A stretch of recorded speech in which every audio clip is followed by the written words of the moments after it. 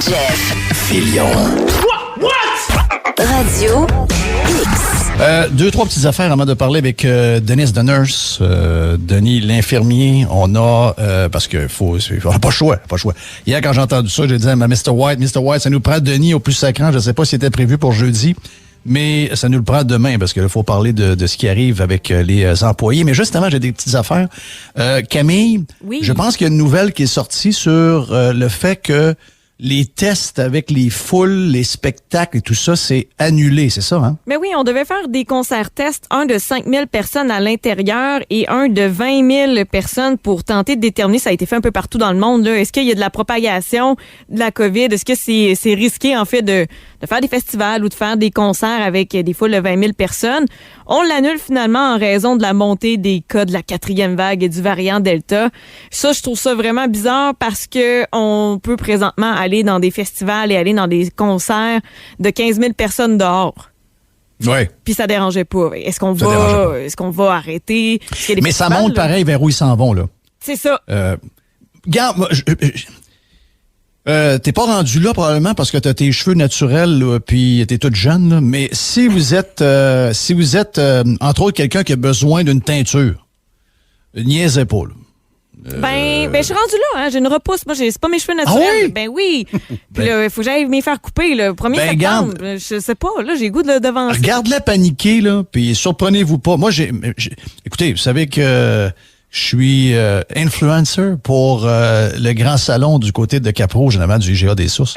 Puis Erika a dit, moi, je suis sûr qu'ils vont nous refermer. Elle dit, je suis certain qu'ils vont nous refermer.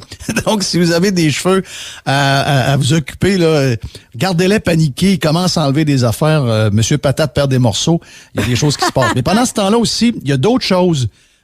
Christian Dubé qui envoie un tweet d'une, je pense, une députée, Jerry, c'est ça? Oui, c'est la députée de Saint-Hyacinthe. OK. De la CAQ. Donc, c'est une genre de rentrée, là, elle est au cégep, ouais. là. C'est ça. Chantal Soucy, oui. qui est députée de la CAQ dans le coin de Saint-Hyacinthe, qui dit... Drôle de patente, là. Oui, c'est spécial, là. C'est particulier, c'est on va des dire comme humoristes. ça. C'est particulier. Des humoristes. Non, c'est des humoristes. C'est des humoristes. Donc, Chantal Soucy, elle vous dit 2 doses, 2 boules. Ouais.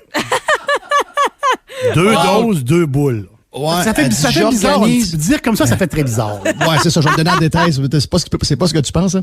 Il y a des cochons quelque part qui passent des mauvaises affaires. Ça va te donner un coup de fouette, là, Jeff. Là. J'organise une distribution de crème glacée pour la rentrée scolaire au cégep, j'imagine que c'est Saint-Hyacinthe, en collaboration avec Maître Glacier et le 6 de la Montérégie. Donc, venez nous voir. Si vous avez vos 2 doses, on vous donne un cornet à 2 boules. Ah non, regarde, c'est retweeté par le ministre. Christian Dubé, lui, il dit une autre belle initiative en Montérégie pour la vaccination. Bravo, merci. Wow, quelle bonne idée. C'est ridicule. Denis l'infirmier, t'es là, mon ami. Comment tu vas? Salut. Ça va bien? As-tu fait un bel été, mon ami Denis? T'as-tu réussi à relaxer un peu? 2 fois plutôt qu'une. J'ai fait mes 2 voyages obligatoires de l'autre bord, là, Niagara. Là. Oui. C'est le meilleur message à donner à la SAQ. Oui. Je ne pas y aller. Fait que, oui. Donc, je me suis organisé pour être correct pour le reste de l'année. Toi, quand tu y vas avec un camion de 53 pieds ou tu y vas avec une vanne ordinaire? Oui, c'est ça, là. Une Mustang décapotable qui remplit 9 caisses dans un coffre d'auto, c'est parfait. Oh! Wow! Mais pareil que c'est extraordinaire. Dom Moret adorait ça. Puis je sais que les boys parlent souvent de ton blog que t'as parce que t'es peut-être le plus grand connaisseur des vins de Niagara, mais sincèrement, tout le monde qui y va sont épatés. Bon, c'est pas énorme, là, tu sais, je veux dire, on t'es pas dans la Napa Valley, c'est pas pu finir, c'est pas un territoire qui est immense, mais beaucoup de stock, là. C'est 8 km par 7 km pour Niagara-on-the-Lake. Si tu vas un peu plus loin, dans Sainte-Catherine, Jordan, Vinland, t'en as un autre, un 40-50 vignobles. Mais t'en parleras au chum Stéphane Bruyère. Il a été, je l'ai coaché à distance cette année, puis je pense que sa blonde aussi a bien apprécié. Fait que c'était assez comique là, de les voir aller. Il m'écrivait « Ah là, je suis à telle place, qu'est-ce qu'il faut que je goûte? » Bref, je casse hors du monde dans ma sec. Là.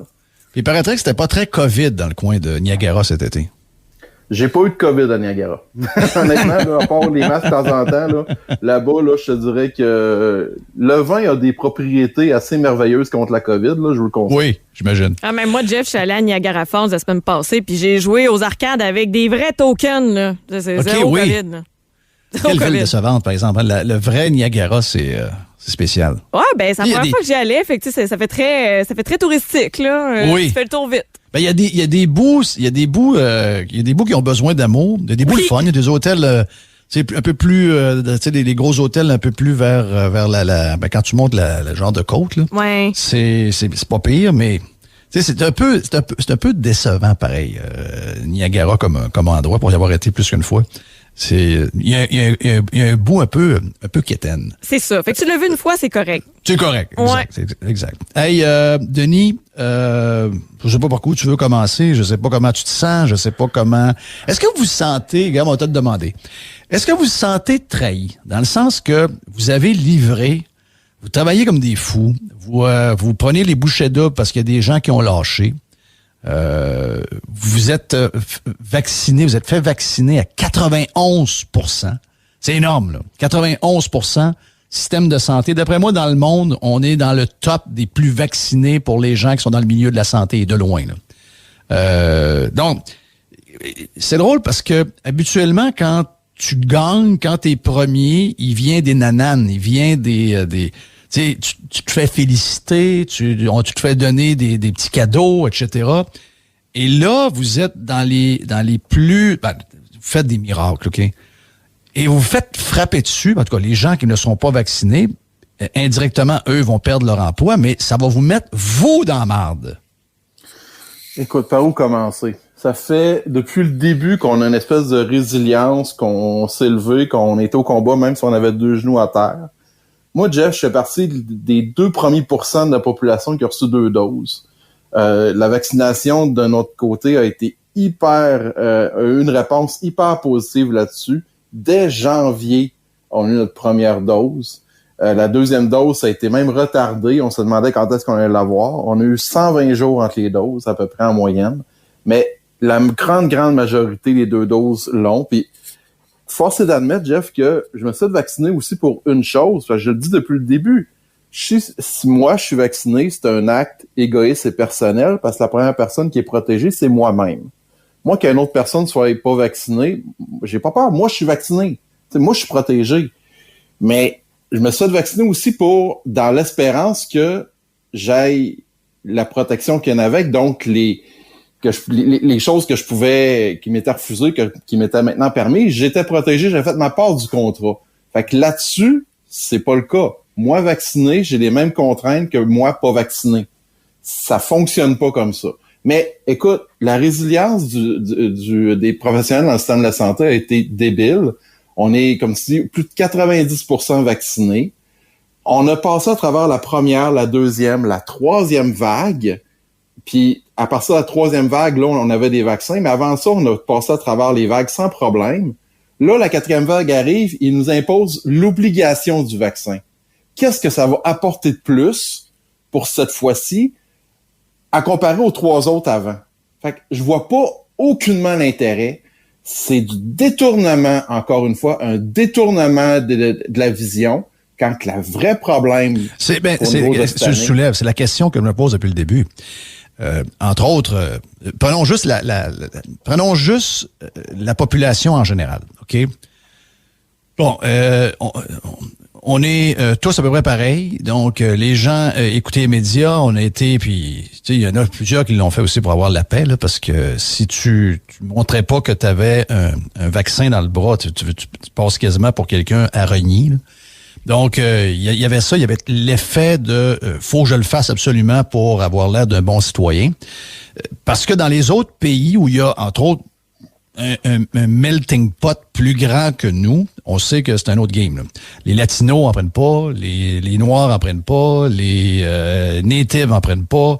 Il y a un paquet d'affaires. Donc, nous, on s'en ressemble pas mal toutes. Puis là, je sais que dans les communautés culturelles de Montréal, il y a des endroits où le taux de vaccination est le plus bas au Québec, mais c'est une chose qu'on n'a pas dans la majorité des régions du Québec. Donc, on a une société qui est pas mal protégée. On pensait que c'était immunisé au début là, avec le vaccin. Finalement, ça ne l'est pas. Ça nous protège plus d'aller à l'hôpital. Là.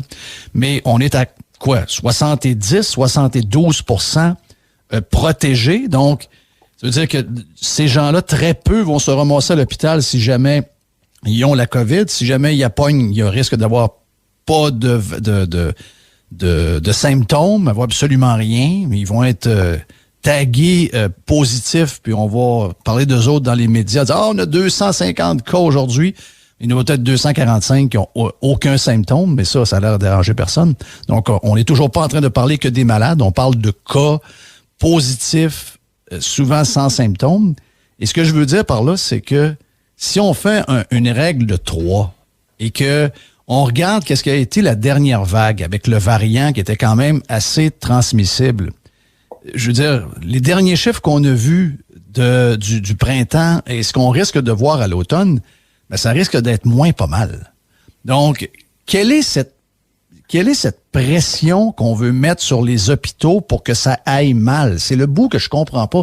J'ai le feeling, et ça, attends, je vais faire attention parce que faut pas avoir l'air d'une gang de fous furieux, mais j'ai le feeling qu'on dirait que eux veulent que ça aille mal à l'hôpital pour nous imposer des choses que ça nous tente pas d'avoir encore une fois, c'est-à-dire des fermetures, du confinement, etc., des masques d'en face, l'école à distance. Je suis en train de me demander s'ils ne souhaitent pas. Ben, écoute, toutes les vagues qu'on a eues, tu sais, les masques obligatoires à nous protéger de la deuxième vague. On l'a eu dans le front pareil. La troisième vague s'en vient, vite les vaccins, on l'a eu quand même. Là, la quatrième vague, faut obliger la vaccination pour diminuer les effets de la quatrième vague. Mais on l'a pareil. Mais tu sais, ils se basent sur des choses qui sont un peu erronées. Tu sais, ils vont se fier sur, justement, un haut taux de vaccination dans le domaine de la santé, en haut de 90%. Dans leur tête, ça égale que 90% sont d'accord avec l'obligation parce qu'ils l'ont déjà eu, le vaccin. Ce qui n'est pas le cas. Ce n'est pas le cas. C'est un lien erroné. Ce n'est pas vrai. Moi, je suis vacciné 2 doses. Un des premiers à être vacciné 2 doses, dans le premier 2% de la population. Et l'obligation du vaccin, c'est une joke. Moi, personnellement, présentement, il nous manque du monde beaucoup. Et j'ai besoin de tout le monde. Et les professionnels de la santé, c'est représentatif du reste de la population. Ce n'est pas toute la population qui est pour le vaccin. Et ce n'est pas tous les professionnels qui sont pour le vaccin. Certains ne pourront pas l'avoir pour des problèmes médicaux. Ils ont des réactions allergiques aiguës au vaccin. Ils ne pourront pas l'avoir. Est-ce que ce monde-là, je vais les tasser de côté? J'ai besoin de tout le monde. On manque de monde au bout. Et là, avec l'obligation du vaccin pour les 5 à 10% qui restent autour de ça, ben, au lieu de renforcer le système de santé, ils viennent de l'affaiblir encore plus parce qu'ils sont prêts à retirer du monde non vacciné du réseau de la santé sous prétexte qu'ils sont dangereux. Ben, écoute, tu viens d'affaiblir ton réseau. Justement, je vais te faire entendre la contradiction qui est arrivée hier pendant la conférence de presse. Arruda qui dit la vérité. OK? On le savait au départ que même si on était vacciné, qu'on avait des chances de l'avoir, puis qu'on avait des chances de le donner. Ça, on le savait il y a longtemps. Le temps nous a montré finalement que c'est beaucoup plus élevé que ce qu'on pensait et que finalement, ceux qui risquent de provoquer des cas, c'est beaucoup plus les vaccinés que les non-vaccinés parce que la majorité des vaccinés, comme le premier ministre du Texas là, qui s'est fait tester, lui, il est double dose, puis parce qu'il est premier ministre, il est gouverneur du Texas, il est testé à chaque jour. Hier, il a testé positif. Mais il n'y a aucun symptôme, il n'y a rien, comme c'est le cas de plusieurs vaccinés. Mais vu qu'il peut le donner à d'autres, il est en confinement. Donc, ça, c'est une chose qu'on a appris dans les dernières semaines. Et une fois qu'on sait ça, la suite est dure à suivre. Même eux sont incapables de l'expliquer comme du monde. Arruda qui dit la vérité, et écoute bien la confusion avec ce que dit Christian Dubé, qui nous montre que c'est un comptable. On sait aussi que dans certaines situations, les gens qui ont même été vaccinés 2 doses ne feront pas la maladie, mais pourraient quand même transmettre la maladie. De plus en plus de données émergentes là-dessus. Tout ce qu'on veut s'assurer, c'est que le virus arrête de circuler dans nos établissements. Donc, lui, ce qu'il dit, c'est s'il force le 9% d'employés, je sais que c'est pas tous les détails dans le sens que c'est vraiment les employés qui sont près des gens qui ont en tout cas, c'est soit les gens qui ont la COVID, etc., là, mais c'est pas tout le monde, de ce que je comprends, c'est pas tous les employés, c'est vraiment ceux qui ont les 2 mains dans le problème. Mais ça change rien, parce que ce qu'il n'a pas compris, Dubé, c'est que même si tout le monde du système de santé est vacciné, vous pouvez quand même l'attraper et le donner à plein de monde, autant que quelqu'un qui ne l'est pas. Une fois qu'on comprend ça, qu'est-ce que ça donne? Mais il n'a pas l'air à le comprendre, lui. Non, puis tu disais que ça affecte pas tout le monde. C'est que le critère, corrigez-moi si je me trompe, mais toute personne qui travaille dans le réseau de la santé qui est exposée à un patient plus que 15 minutes, toute sorte d'emploi, et il va être soumis à l'obligation vaccinale. Donc, le préposé à l'entretien ménager va être autant soumis que l'infirmière. Parce qu'un préposé à l'entretien ménager qui désinfecte une chambre double, il y a un patient dans l'autre lit, il y a une proximité de plus de 15 minutes. Fait que lui aussi, il est soumis à ça. Donc, ça va quand même c'est n'importe quel malade, c'est n'importe quelle personne, peu importe ce qui est la COVID ou pas, c'est la minute que tu es en contact avec un résident, c'est ça? Et voilà. Et là, on parle dans le milieu hospitalier, des CHSLD, les résidences personnes âgées, les résidences intermédiaires, donc les ambulanciers. Donc, tous les professionnels de la santé at large qui sont inclus dans la loi de la santé, là, tous ceux qui ont un emploi ou un lien d'emploi avec un CIUS ou un CIS, est sujet à cette règle-là. Tu sais, c'est ça qui est quand même assez large, là. Puis Jeff, à les entendre, est-ce que la 4e vague est bien épouvantable? Okay? À les entendre, là, c'est épouvantable. Mais regarde, là, chez nous, elle n'est pas commencée. Elle n'est pas vraiment commencée chez nous.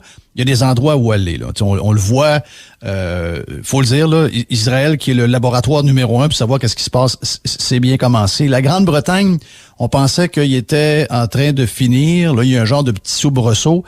Mais encore là, la Grande-Bretagne, qui est un bon laboratoire de la vague Delta, oui, il y a eu des cas. Mais regardez la courbe des décès. Il n'y a pas eu de décès. Oui. Moi, je pensais que le but, c'était ça. Pas trop de malades, pas trop de décès. Qu'on ait des cas. Who cares? Écoute, tu sais, depuis le début, on a fait des départements COVID. Okay? Peu importe le type de patient qu'elle est là, le dénominateur commun était t'es COVID positif, tu vas aller dans un département de zone rouge, de zone chaude. Mais la consigne depuis juillet, et jusqu'à maintenant, ça n'a pas été changé, les départements COVID sont maintenant abolis. Donc, un patient qui est COVID positif, qui a un problème de santé médicale ou chirurgicale ou peu importe, va aller sur son département qui devrait être, exemple, un patient qui est en chirurgie, qui a une complication post-chirurgicale, il va aller sur son département de chirurgie, même s'il a la COVID, il va être isolé sur ce département-là. Il n'ira pas dans un département zone chaude. Fait que ça l'a changé beaucoup. Fait que ce n'est pas la même approche. Donc, on va optimiser le patient, pas par rapport à la COVID, on va l'isoler, mais on va l'isoler au même terme qu'un patient qui va être influenza ou qui aurait un isolement gastrique comme une gastro ou un clostridium difficile. Il va être isolé au sein même du département qui est pas nécessairement COVID bord en bord, là. Fait que, après ça, vous allez me dire qu'ils prennent au sérieux, puis là, il faut faire peur, 4e vague, puis là, les hôpitaux vont être... Mais c'est parce que là, il n'y a pas de cohérence, là. Ça, cette consigne-là, c'est descendu depuis juillet. Fait à ce moment-là, à moins que ça change, puis ça, ils peuvent encore changer ça, je le sais. Mais présentement, les cas COVID qui disent qu'il va en avoir, mais beaucoup moins, on les intègre à nos départements qui existent déjà, mais en isolement, gouttelette, comme un influenza. Fait que, est-ce que c'est tant la panique que ça? On était prêt, on avait nos départements COVID encore disponibles, déjà opérationnels, mais on n'est plus sujet à les placer. Donc, présentement, j'ai 3 hospitalisations COVID en tout et partout, mais sont répartis pas dans un département COVID, dans leur département où ils devraient être selon leurs problèmes de santé. C'est pas merveilleux, ça, rien qu'un peu? Oui. Donc, ça va bien. Le personnel... Oui, vas-y. Donc, ça va bien. C'est ça que tu es en train de me dire. Ben, et la question qu'on se pose... mais Denis, avant, la question qu'on se pose, OK? Moi, je pense que... On les regarde aller, là.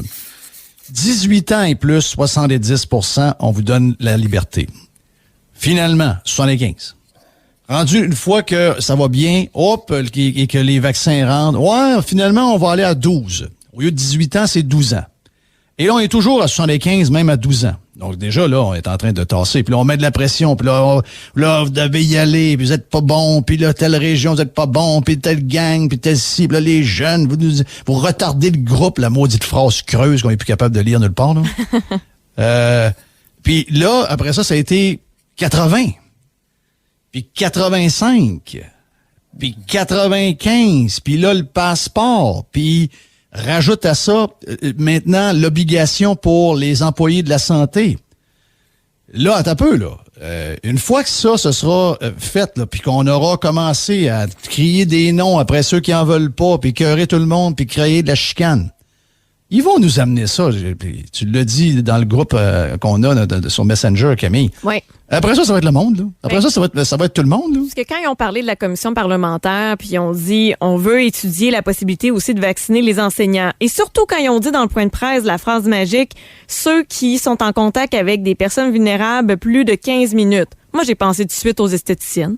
J'ai pensé aux coiffeuses, j'ai pensé aux tatoueurs, j'ai pensé aux hygiénistes dentaires, aux dentistes, j'ai pensé aux massothérapeutes, aux physiothérapeutes. C'est pas juste le domaine de la santé. Ça va faire le tour. Donc, on veut pas aller dans la vaccination obligatoire, mais au final, tous ceux on en côtoie tous des gens vulnérables, sans le savoir. Ouais, puis attends un peu, là, les États-Unis viennent d'annoncer la 3e dose. Ben oui. Ce matin, là, on l'avait su hier, mais là, c'est confirmé ce matin qu'il y aura 3e dose pour parce que surtout le Pfizer, de ce que je comprends, là, le Pfizer, il décline rapidement. Donc là, on est sur le boost d'une 3e dose. Donc là, on va repartir, là. Ouais. Là, on va repartir. Oh là, on est à 62% 3e dose de tel groupe d'âge, là. Vous retardez le groupe, là. Puis là, telle région, les Beaucerons, vos dites têtes de cochon, vous comprenez rien. Ah ouais, c'est le temps d'aller. Là, ça sera sans fin, Denis. Non, c'est ça le problème. C'est que là, malgré ce qui se passe à l'intérieur du réseau de la santé, puis on s'entend que la crise n'est pas COVID présentement, ben, c'est surtout une crise de ressources humaines. On va juste amplifier un peu plus. L'action d'hier d'obligation de la vaccination pour le domaine de la santé a pas aidé au réseau. Au contraire, a permis et permettre de fragiliser encore plus les ressources humaines. On met un stress, une inquiétude inutile sur le personnel, quelque chose qu'on n'avait pas besoin parce qu'en frais de crainte et d'anxiété depuis le début, on a eu notre dose. Là, on se fait imposer ça. Et je le sais qu'il y en a qui s'en foutent. OK? Je le sais. Mais ça fait partie aussi du deal, là. Une fois que la trail va être faite, là, pour nous autres, là, la trail, elle va être faite, elle va être déjà tapée, là. Ça va être facile après ça de juste amplifier puis l'élargir un peu pour un peu plus de monde, puis un peu plus de monde, puis un peu plus de monde. Et ça détourne encore une fois le vrai débat. Moi, depuis le début, il y a eu aucune action pour régler le problème des ressources humaines de manière claire et concrète. Rien du tout. Seulement des contraintes au travail, en augmentant les horaires, en coupant les congés, et là, en obligeant un vaccin, même si au-dessus de 90% du personnel l'est déjà atteint. Et je te répète, on a traversé 3 vagues de COVID et on s'en est quand même tiré sans obligation vaccinale. La 4e vague, il n'y a plus de département COVID. On intègre, comme je te dis, dans les départements actuels. Donc, le personnel n'est plus en zone rouge exclusivement. Donc, d'après moi, le danger est moindre. Mais là, il nous impose la vaccination at large. Fait que, expliquez-moi comment vous venez de sécuriser votre réseau de la santé quand que ça va juste mettre un peu plus de stress sur le monde, que ça va encourager le monde à partir en maladie, watch out et démission. Ceux qui avaient un doute, qui prenaient leur retraite au mois d'octobre, novembre, décembre, ça va être ciao bye, ils reviendront pas de leurs vacances cet été. C'est ça. Expliquez-moi comment ça va aider le réseau de la santé. Thank you, Denis. Très apprécié. Merci, Bonne saison. Merci d'être là. Puis, gars, bonne chance à toute ton équipe. Denis l'infirmier va être avec nous autres pour les prochains mois. Parce que oui, on est encore là-dedans. On n'est pas fini. Ça est loin de finir. Au contraire, il y a des gens qui veulent que ça dure et ça dure. Je sais que tout le monde est écœuré, mais regarde, c'est en parlant puis c'est en essayant de comprendre tout ce qui se passe qu'on va pouvoir mettre de la pression sur les personnes qui dirigent pour faire les bonnes actions, parce que même si on commence à perdre un peu de morale et surtout de croyance envers le système et tout, puisque on est déçus à chaque fois qu'ils nous demandent de faire tel ou tel effort, et à chaque fois qu'on le fait, c'est pour nous frapper encore plus la fois d'après. Et comme Denis le disait, on n'est pas certain que cette vague-là sera une vague hyper dangereuse. Oui, il y aura des cas. Il y aura des cas à la tonne. Mais est-ce qu'on parle de gens malades ou on parle de cas? J'ai très, très hâte de voir le nombre de gens malades. Très, très hâte. On n'en veut pas, là. On n'en veut pas vous dire que finalement, il y en a, on n'en veut pas. On en veut le moins possible. On veut le moins de décès possible. Mais eux autres, ils sont sur les cas, là. C'est le retour aux cas. Et c'est ça qui les inquiète. Mais les cas, régulièrement, ce sont des gens sans symptômes. On est en train de parler de gens qui ne sont pas malades. C'est quand même spécial. Oui, Camille? Non, ça va. Non, ça va, OK. Oui. C'est Jerry qui avait de quoi, non? T'es correct, Jerry? Je suis correct, mais la fois, c'est qu'on était supposé d'avoir Miguel Ouellet avec nous, puis il est arrivé une petite urgence, là, en fin de compte. Miguel, il a fallu qu'il ne pourra pas, mais nous, allons faire une boîte. J'avais prévu une boîte avec toi, Jerry. On va faire une boîte avec Jerry après, ici même, sur Radio X. Jeff Fillion. Radio X.